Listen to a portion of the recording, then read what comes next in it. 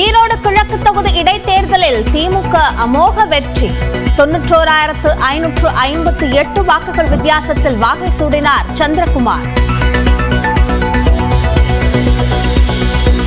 ஈரோடு கிழக்கு இடைத்தேர்தலில் 24,151 வாக்குகள் பெற்று டெபாசிட் இழந்தார் நாம் தமிழர் கட்சி வேட்பாளர் சீதாலட்சுமி.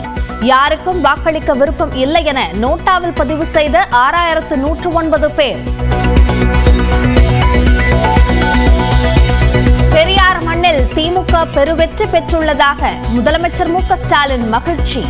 எதிர்த்து போட்டியிட்ட அனைவரும் டெபாசிட் இழந்ததாக பெருமிதம்.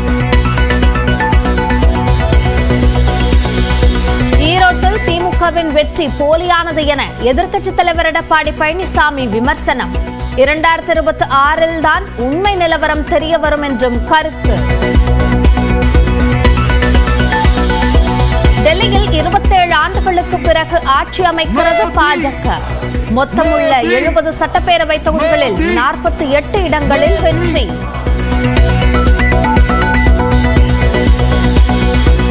டெல்லியில் பாஜக தொண்டர்கள் உற்சாக கொண்டாட்டம்.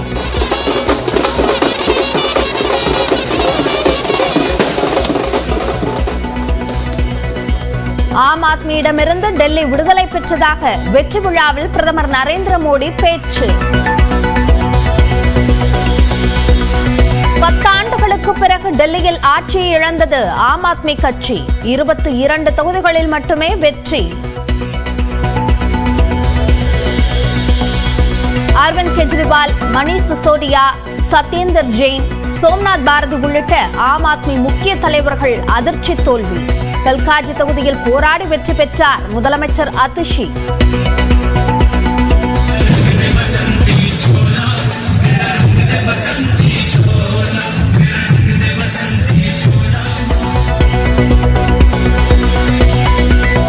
டெல்லியில் தொடர்ந்து 3வது சட்டப்பேரவை தேர்தலில் காங்கிரஸ் படுதோல்வி.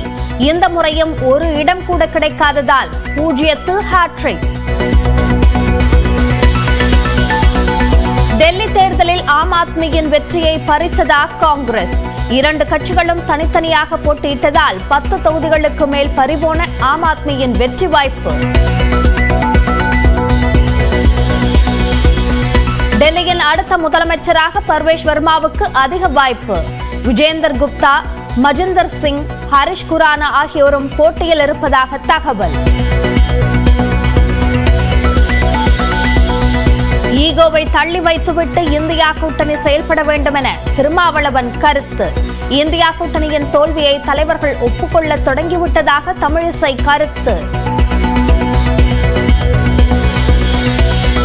எல்லை தாண்டியதாக ராமேஸ்வரம் மீனவர்கள் 14 பேரை கைது செய்த இலங்கை கடற்படை. 2 படகுகளையும் பறிமுதல் செய்து அத்துமீறல். வேலூர் அருகே பாலியல் தொல்லை தந்ததுடன் ரயிலில் இருந்து தள்ளிவிடப்பட்ட கர்ப்பிணியின் கரு கலைந்த சோகம். மேல் சிகிச்சைக்காக சிஎம்சி மருத்துவமனையில் அனுமதி. கிருஷ்ணகிரி மாவட்டம் போச்சம்பள்ளி அரசு பள்ளியில் மாணவி பாலியல் வன்கொடுமை விவகாரம். தலைமை ஆசிரியர் உட்பட அனைத்து ஆசிரியர்களும் கூண்டோடு இடமாற்றம். ஹமாஸ் வசம் இருந்த இஸ்ரேலிய பிணை கைதிகளில் மேலும் 3 பேர் விடுதலை. பதிலுக்கு 183 பாலஸ்தீன கைதிகளை விடுவித்த இஸ்ரேல்.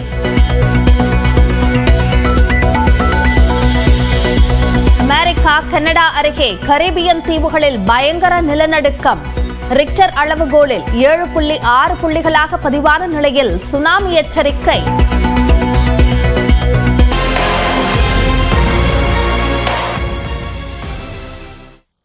ஈரோடு கிழக்கு தொகுதி இடைத்தேர்தலில் திமுக வேட்பாளர் சந்திரகுமார் 91,558 வாக்குகள் வித்தியாசத்தில் வெற்றி பெற்றார். நாம் தமிழர் கட்சி வேட்பாளர் சீதாலட்சுமி டெபாசிட் இழந்தார்.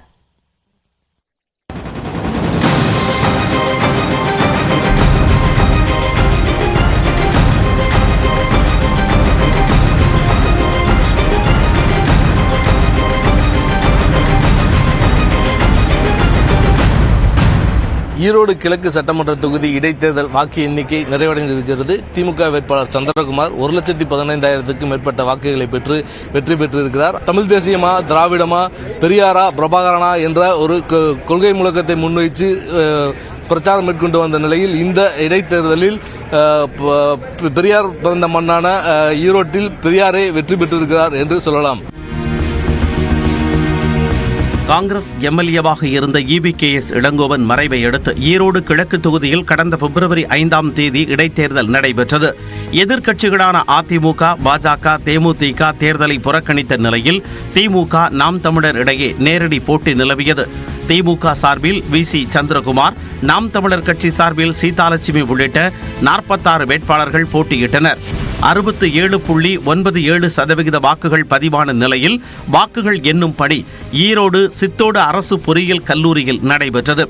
வாக்கு எண்ணிக்கை தொடங்கியதில் இருந்தே முன்னிலை வகித்த திமுக வேட்பாளர் சந்திரகுமார் 20 சுற்றுக்கள் முடிவில் 1,15,709 வாக்குகள் பெற்றார்.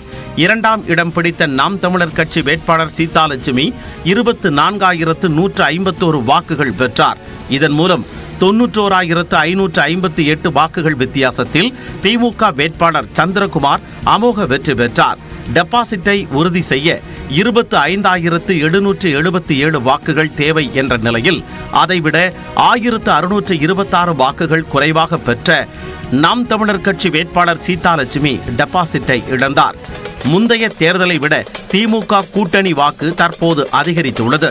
2023ஆம் ஆண்டு இடைத்தேர்தலில் EBKS இளங்கோவன் 1,10,156 வாக்குகள் பெற்று வெற்றி பெற்றார். அதாவது பதிவான வாக்குகளில் 64.58% வாக்குகளை பெற்றிருந்தார்.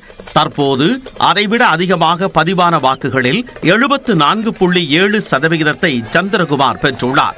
எதிர்க்கட்சிகள் இருந்தாலும் சரி, இல்லாவிட்டாலும் சரி, யார் போட்டியிட்டாலும் போட்டியிடவில்லை என்று சொன்னாலும் திராவிட முன்னேற்ற கழகத்திற்கு மக்களுடைய ஆதரவு மிகப்பெரிய அளவில் இருக்கிறது. அந்த மிகப்பெரிய ஆதரவு தான் இன்றைக்கு இந்த வெற்றியை கொடுத்திருக்கிறது. கடந்த முறை அதிமுக பாஜக கூட்டணி வேட்பாளரான தென்னரசு 25.75% வாக்குகளையும், நாம் தமிழர் கட்சி 6.35% வாக்குகளையும் பெற்றிருந்தது. தற்போது அதிமுக பாஜக போட்டியிடாத நிலையில் நாம் தமிழர் கட்சி 15.59% வாக்குகளை பெற்றுள்ளது. நாம் தமிழர் ஒரு நியாயமான முறையில், அற வழியில் நாங்கள் ஜனநாயக முறையில் நாங்கள் மட்டும்தான் இருக்கிறோம். எங்களுக்கு விழுந்த வாக்குகள் தான் உண்மையாக ஜனநாயக முறைப்படி விழுந்த வாக்குகள். அப்படி இருக்கும் பொழுது தொடர்ச்சியாக அதிகமாயிட்டே போகுது. அப்ப இதுதானே வெற்றியா இருக்கும். ஈரோடு கிழக்கு தொகுதி இடைத்தேர்தலில் திமுக நாம் தமிழருக்கு அடுத்தபடியாக நோட்டா 3வது இடம் பிடித்தது. யாருக்கும் வாக்களிக்க விரும்பவில்லை என 2023ஆம் ஆண்டு இடைத்தேர்தலில் 798 பேர் நோட்டாவிற்கு பதிவு செய்த நிலையில் தற்போது 6,109 பேர் நோட்டாவில் வாக்குகளை பதிவு செய்துள்ளனர். இது மொத்த வாக்குப்பதிவில் 3.94% ஆகும்.